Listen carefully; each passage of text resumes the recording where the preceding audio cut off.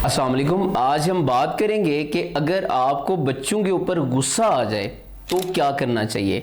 अक्सर वालिदैन और स्पेशली जो माएँ होती हैं उनको बच्चों के ऊपर अक्सर गुस्सा आ जाता है, और जब उनको गुस्सा आता है तो वो बच्चों को डांट देती हैं, मारती हैं, जिसकी वजह से पूरे घर का जो माहौल होता है वो टेंस हो जाता है। सबसे पहले तो एक बात जहन नशीन कर लीजिएगा कि ये जो गुस्सा होता है, गुस्सा एक इमोशन है, एक ये जज्बात का नाम है, और ये बेसिकली मनफी जज्बात होते हैं।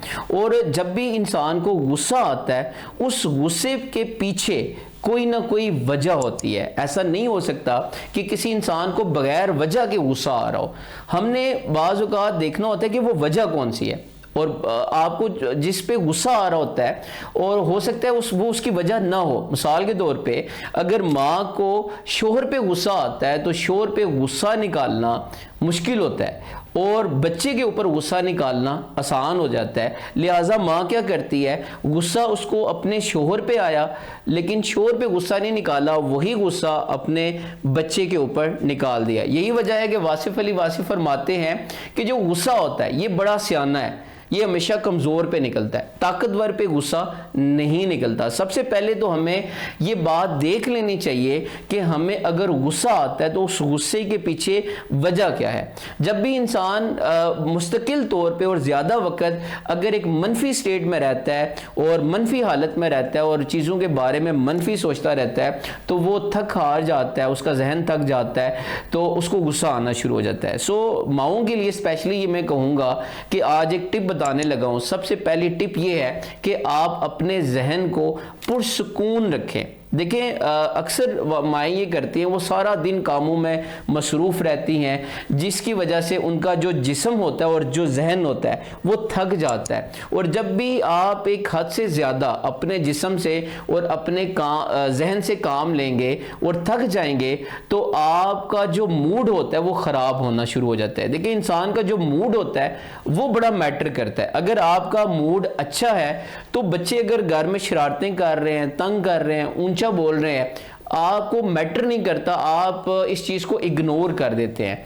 और अगर आपका मूड ख़राब है तो बच्चे ने हल्का सा भी कुछ किया, कोई छोटी सी शरारत कर दी, माँ को बहुत ज़्यादा गुस्सा आ जाता है, उसको मारना शुरू कर देती है। सो डिपेंड करता है कि आपका मूड कैसा है, और आपका मूड अच्छा होना चाहिए। और मूड अच्छा करने के लिए सबसे बेहतरीन मैंने जो आपको टिप बताई है वो ये है कि आप अपने जहन को पुरसुकून रखें, आप अपने लिए वक़्त निकालें। आप मदर सुबह उठती है 6 बजे नमाज पढ़ के वो काम करना शुरू करती है, सारा दिन घर की सफाई, बर्तन धोना, खाना बनाना, फिर सब्जी लेके आना और फिर शाम का खाना, वो अपने लिए वक्त ही नहीं निकालती, जिसकी वजह से वो स्ट्रेस में चली जाती है। आप अगर सिर्फ मोबाइल की एग्जांपल लेना, अगर आप मोबाइल को बहुत ज़्यादा इस्तेमाल करते हैं और काफ़ी देर तक लगे रहते हैं तो उसकी जो चार्जिंग है वो ख़त्म होना शुरू हो जाती है। और अगर आपने कोई बहुत अहम काम भी करना है और उसकी चार्जिंग अगर 1% पे आ गई है तो आप मोबाइल को ये नहीं कहेंगे कि आप थोड़ी देर और रुक जाओ, मैंने ये काम कंप्लीट करना है। ऐसा नहीं होगा, आपका मोबाइल बंद हो जाएगा।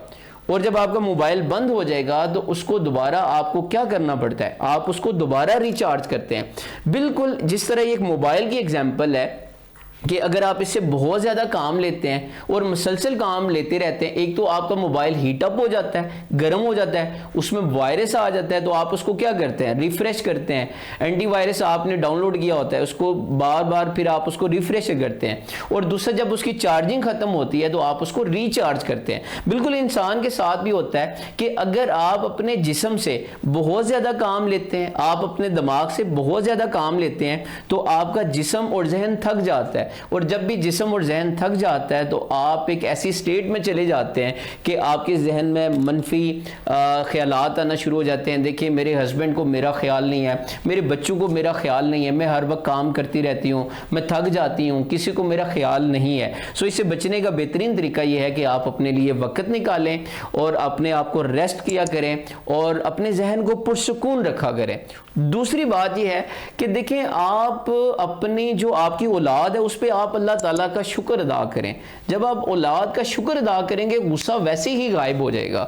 آپ یہ دیکھیں میں کئی ایسے گھرانوں کو جانتا ہوں کہ جس میں پیسے کی انتہا ہے, جائیداد کی انتہا ہے, لیکن گھر میں اس گھر کا وارث نہیں ہے. اللہ تعالیٰ نے اولاد کی نعمت سے نہیں نوازا اور وہ اس چیز کے لیے تڑپ رہے ہوتے ہیں کہ ہمارے یہ سارے پیسے لے لیے جائیں, ہماری جائیدادیں لے لی جائیں اور کسی طریقے سے ہمیں ہمارے گھر میں کوئی ایک بیٹا ہو جائے, کوئی ایک بیٹی ہو جائے. جب آپ اس مائنڈ سیٹ سے دیکھیں گے کہ اللہ تعالیٰ نے آپ پہ خاص کرم کیا, آپ کو اولاد دے دی, تو آپ کیا کریں گے؟ آپ کو پھر یہ جو غصہ آنا ہے وہ ختم ہو جائے گا. اور اکثر مائیں میں نے یہ بھی دیکھا ہے کہ جب ان کو غصہ آتا ہے اور زیادہ مار دیتی ہیں, مارنے کے بعد تھوڑی دیر کے بعد وہ خود رو رہی ہوتی ہیں, کہتے ہیں مجھے غصہ آ گیا اور میں نے بچے کو مار دیا, بیٹی کو مار دیا, میں نہیں مارنا چاہتی تھی. وجہ یہی ہوتی ہے کہ انہوں نے اپنے آپ کو برڈنائز کیا ہوتا ہے, ذہن تھکا ہوتا ہے. سب سے بہترین ٹپ یہی ہے ماؤں کے لیے کہ آپ اپنے لیے وقت نکالیں, اپنے ذہن کو پرسکون رکھا کریں اور اپنے موڈ کو اچھا کیا کریں.